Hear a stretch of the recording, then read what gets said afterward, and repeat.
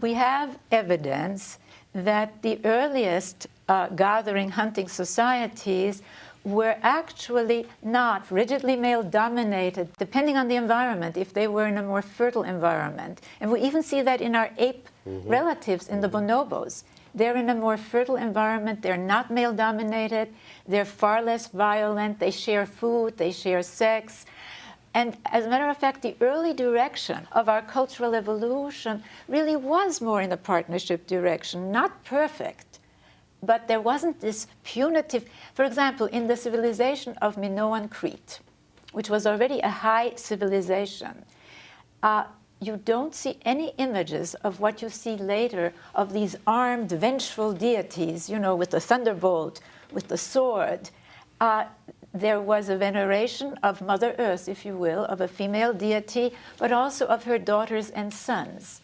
And they were more peaceful, they weren't ideal, and they were more joyful. I mean, if you look at the art, the veneration of nature, the sexuality, it's beautiful art.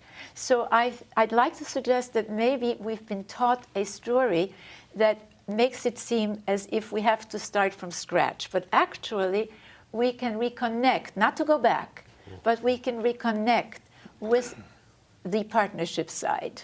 And I think people sometimes feel helpless, and they don't realize that by either replicating the old story or by changing the story, every one of us can do something that is vital in terms of being agents in our own cultural evolution, because we're not talking biological evolution now, we're talking cultural evolution. And part of that cultural evolution is that recognition of our interconnection.